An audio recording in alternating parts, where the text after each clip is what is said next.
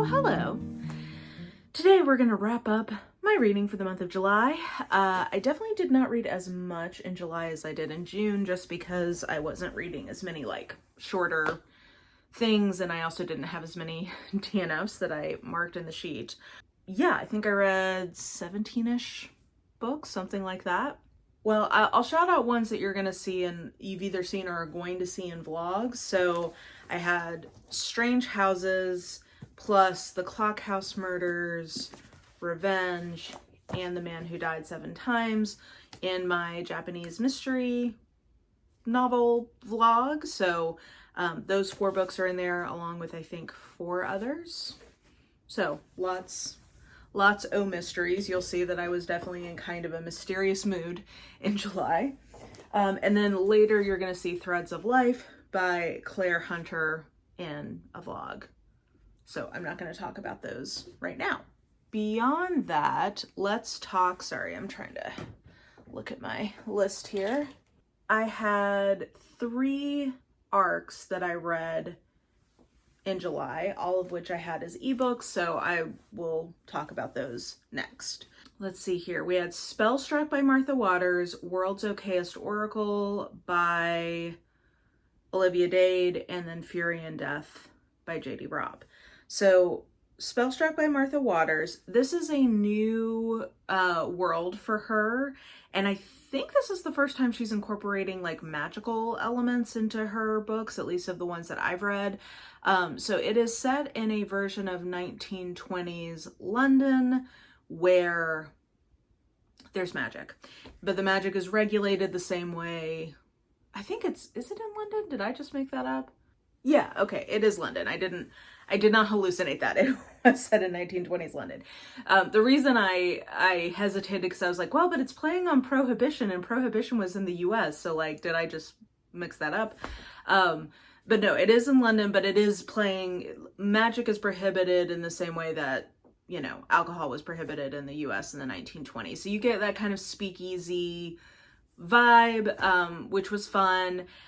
I thought she did a pretty good job with the magical elements. I think that this version of her writing isn't my favorite in the sense of how her ethereal voice marries up with the sort of bright young things, witty repartee type banter that you think of for the 20s, that see, that kind of vibe of dialogue. I didn't love the way that came together in terms of how her characters were then realized, but it was a very well done book, and it's a mystery, which I enjoyed. So I still enjoyed this. I thought there was some fun, sexy times in this. There's a particularly notable closet incident for that. But yeah, so I liked the characters. There's, some sort of reflections on privilege and coming from these magical families, and, the guy is an enforcer for the magical ban, and the girl is running her family's magical speakeasy. So I thought this was really fun. It wasn't my favorite from her, but I still enjoyed it. So I'd give it a 3.5. World's Okayest Oracle by Olivia Dade is the second book in her series, her post-apocalyptic magical series, which I'm enjoying from her, and I think she's got a fun setup. I also appreciate that she is branching into different types of magical beings. The epilogue of this one sets up what is clearly going to be a romance between a half-fae person and a troll. That's fun. This one has a human main character, but who has supernatural abilities. She's an oracle, and then it's a romance with this demon guy, and I really liked this. I think that if the characters had been a little rounder, this may have been a 4.5, but I still really enjoyed this. I don't want to spoil the first book. This picks up right at the end of the first book. So we're in the middle of a zombie apocalypse and the aftermath of some of the things that happened in the first book. And our main characters have a history together. She again, I don't want to spoil this for you because I think it's a fun exploration. Basically, there's a reason why they've not been in contact, but there's also a reason why she's reaching out to him. I think that this is a fun play on a fated mate trope, and yeah, I just really enjoyed this. I thought, well, actually, you know what? In contrast to a book we'll talk about later, I think that she has an unexpected pregnancy that's also on her mind throughout this. And I thought the way that was handled was really well done. And I thought it was effectively used to raise the stakes, and just, it was enjoyable. So yeah, all in all, I thought this was really good. Olivia Dade, always, like, I appreciate her sensibilities. And I'm enjoying seeing her sensibilities translate into speculative romance.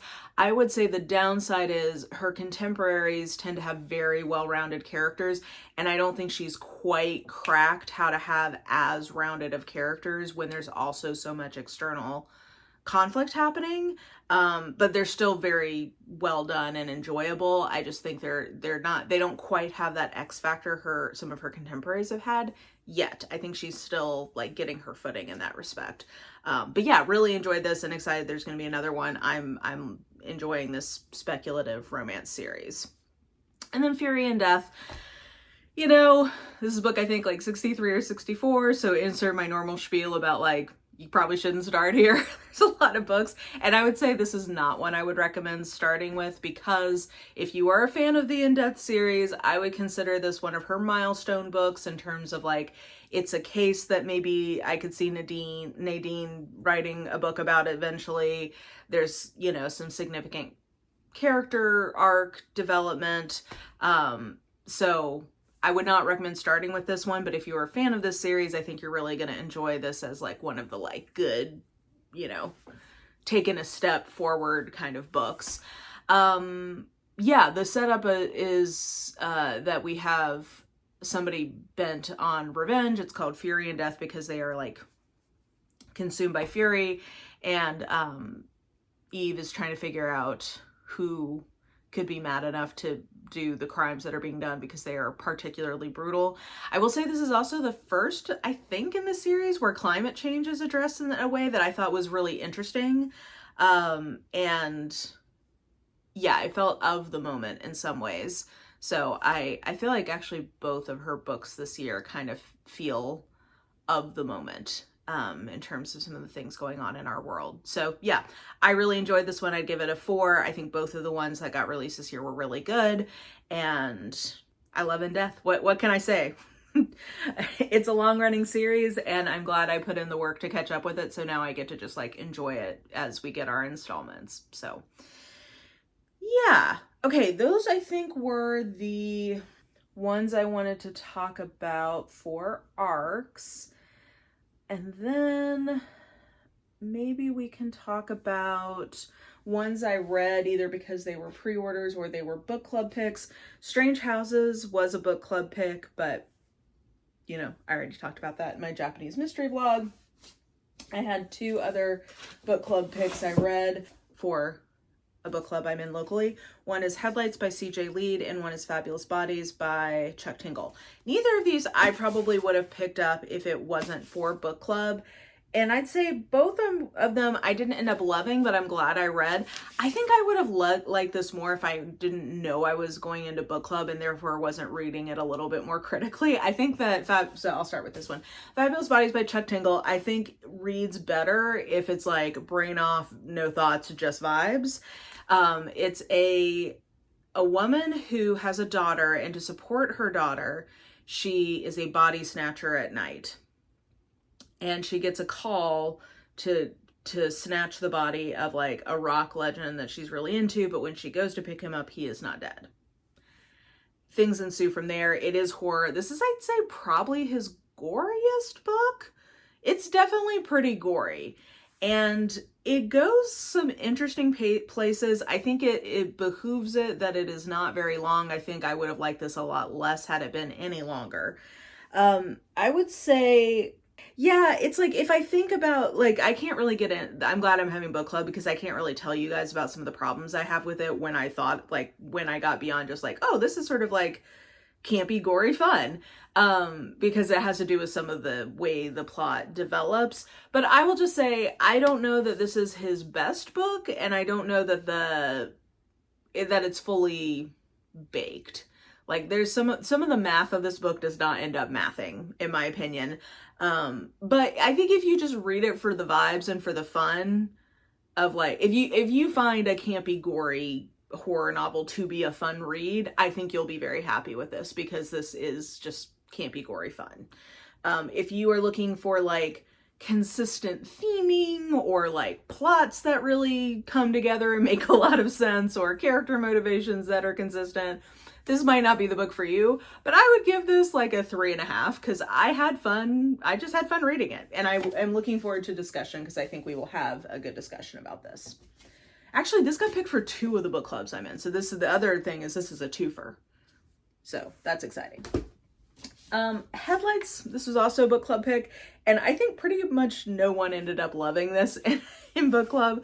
I don't think anybody hated it, but I think we all pretty much agreed that this like just kind of, my take was this reads like it needed another couple of drafts because the beginning of it is a serial killer story. So I'll tell you, actually, you know what, let me just read you the premise because I think, or the cover, it does a good job setting it up.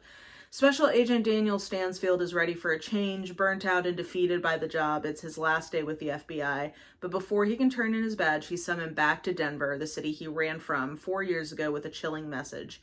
It's happening again. Seemingly innocent people are waking up on the side of the highway with no memory of how they got there, wearing the skin of victims they've allegedly never met, and they each share one haunting detail. A strand of a stranger's hair is tied around their tongue. Okay, rad. That's such a fun premise, right? Like that sounds great. That's just my kind of book. I love a serial killer detective police procedurally kind of book. And the fact that it's horror, I'm like, okay, this is going to get like grisly and real. I think the book worked best in the first half when it was basically a serial killer procedurally kind of book. I didn't love the writing. It's very idiosyncratic, highly first person stream of consciousness, very repetitive. Not necessarily my preferred style, but like when the plot was on track, it was a non-issue for me. It makes some capital C choices, and so this is so repetitive, I did end up being kind of bored in this book, but it was not a boring book, if that makes sense. Like, it gets buck wild.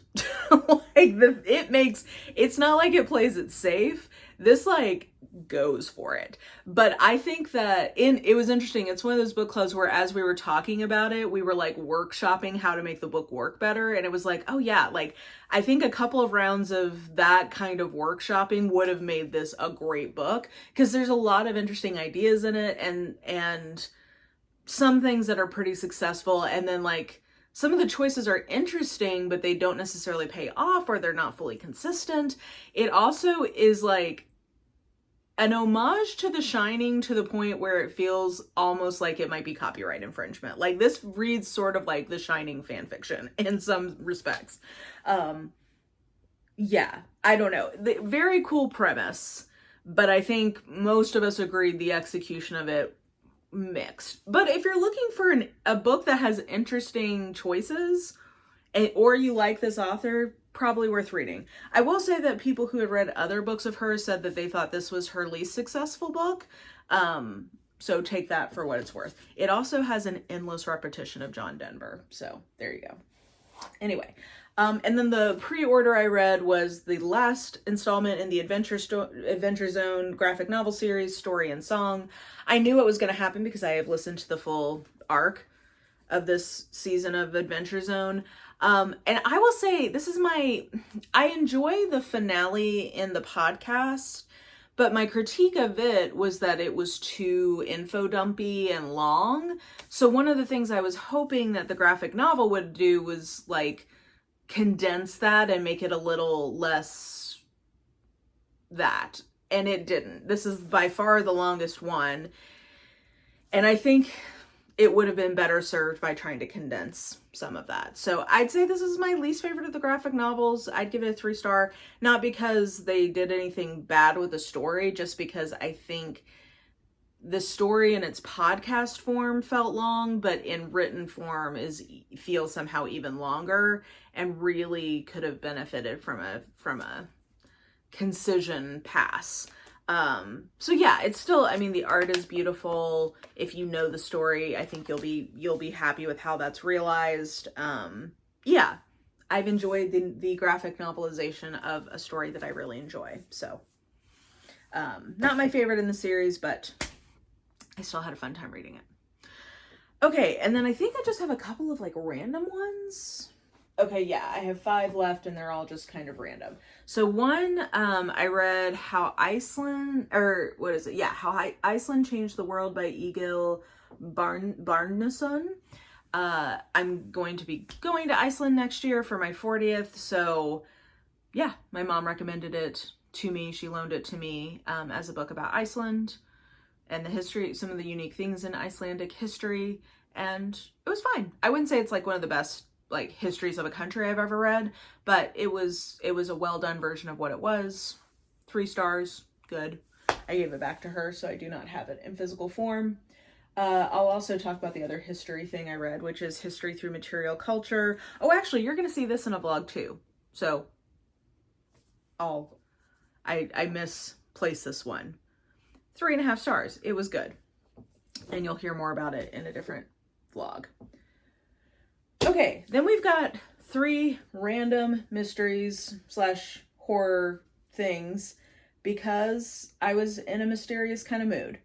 I'll start with Her Last Breath, I guess, by Taylor Adams. I foreshadowed my thoughts about this when I was talking about World's Okayest Oracle. So Her Last Breath is a suspense mystery kind of book. If you have read No Exit from Taylor Adams, that's the book of his that it reminds me most of, because it's like, well, it's a dual timeline. It's basically there's a murderousness thing that happens when these 2 women go caving together. And we are getting a cut back and forth between the caving incident and the immediate aftermath when one of them is in the hospital and the detectives are trying to figure out what happened. So first of all, to me, this is a book that does the thing with dual timelines that I don't love, which is it's using the dual timeline to conceal a weakness in the plot. I don't want to spoil things, so I'm not going to tell you exactly what. I'd say the other thing is more of a me as an over consumer of mystery thriller, which is literally just from reading the back of the book jacket, I was like, I wonder if it's this plot. And it was. This is not a unique take on this kind of thriller. And I'll leave it at that I'll just leave it there. Taylor Adams is really good at writing action, suspensey kind of scenes. And this was no different. I thought that was far and away the best parts of the book were those like suspenseful cave scenes that I really enjoyed. This also includes, I'm trying to not give too much away here. I'm just going to say that this clumsily includes an unplanned pregnancy and the question of abortion. In contrast to World's Okayest Oracle, where I felt like that was handled in a way that made sense to me, and I understood from a plot perspective why it was there, and the internal discussion of that topic felt real to me from the pregnant person. I would say in this case, it felt very clumsy, and I could not tell if it was meant to be a pro-life message or if it was just not well handled. But I will say that I just want you to know about that before you get into the book, because that's not always something somebody wants to read. And it was distracting to me, especially when it came up. By the time it comes up, it is a distracting thing, I think. Hopefully I'm not giving too much away, but that is like one of my big critiques of the book, so I feel like I should say that. I don't know. Hopefully I have not let me think what I said. No, I don't feel like I've given things away.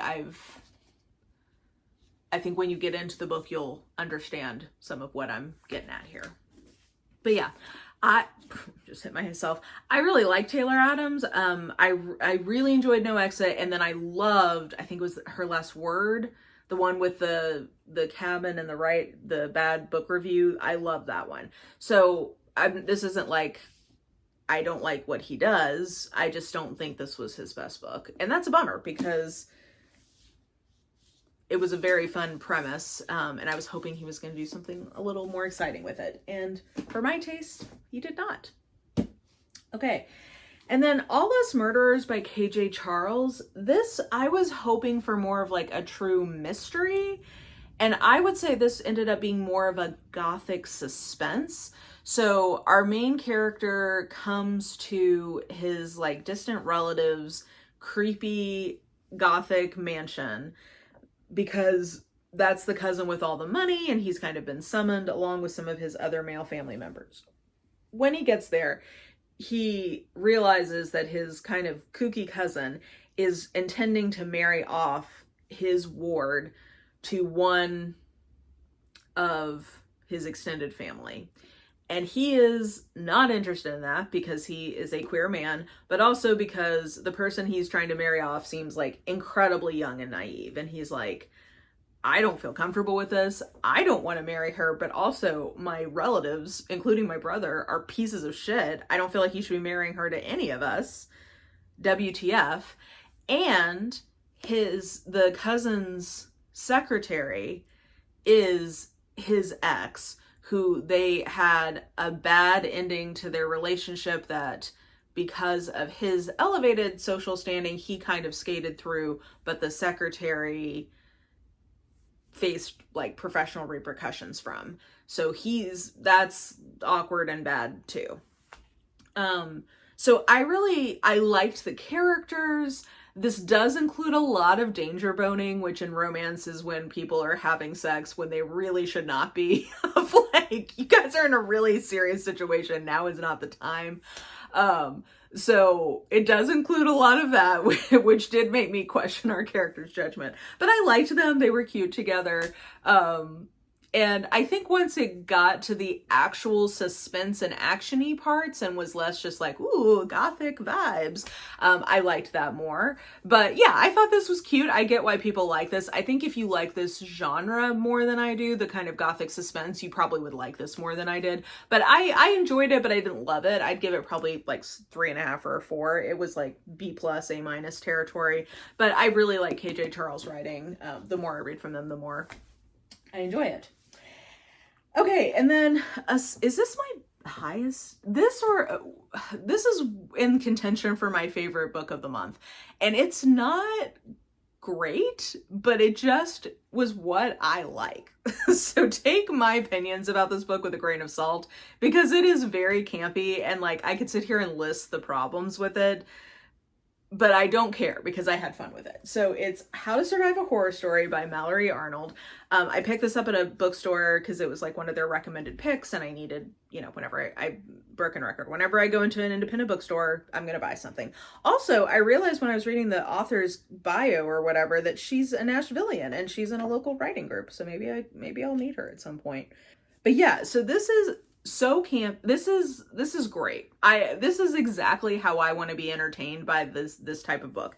It is 7 people getting summoned to a house, and they start dying, and they are trying to survive the house because there's a paranormal element. The house itself is truly haunted and is like trying to eat them, and they have been lured there for reasons that become apparent as things go on. And all of them are writers, and they all think that they're being summoned to be given an inheritance of some kind from this author who lived in the house and who has passed.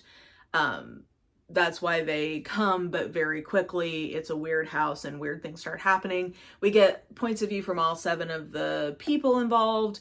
And yeah, like I said, I could sit here and tell you, like, here's the things that are, like, not great about this book.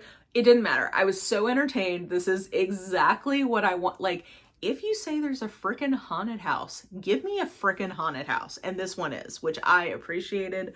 I like the puzzle aspect of this and the like surviving the house aspect. I think is just fun. Kind of like, I don't know, like The Cube from the 90s. That movie, that kind of like survivor horror element, I just think is fun. This gave me what I like from an isolated closed circle mystery perspective. I just had fun with this. Should I give this a 4.5? Like, I'm sitting, like, this is not this is one where, like, my subjective enjoyment of this is extremely high. My objective quality assessment of the book is lower, but it's not like it's a bad book, but, like, giving it a 4.5 feels a little generous, but, like, I really had fun in this book. So, I don't know. Do with that what you will. I had great jolly japes for this. And I think this is also, I think, one of those horror novels that rides the line between mystery and horror. So if you are like me and you like you like that blend of, like, I could make an argument that it's horror, I can make an argument that it's mystery, it's like really kind of in the middle. I think this one is good for that too. So I'm just gonna say it. I really like this. I would recommend it if you're looking for a fun, horrific, mysterious read. I would recommend this. But I think tone-wise, this probably won't be for everyone. But look at the fun sprayed edges. I thought that was fun. Okay, I think that's everything I read. I think we can leave it off here. Also, the clouds above are getting very ominous, so probably it's about to rain and all of my lights are probably about to go. So I hope you had a great July reading month. Let me know what you thought about any of the books I read. Let me know if you read anything good in July. And yeah, hope you're taking care of yourself and your friends, family, community. Hit the bell if you want to know when I'm going to post. And I will talk to you guys soon. Bye!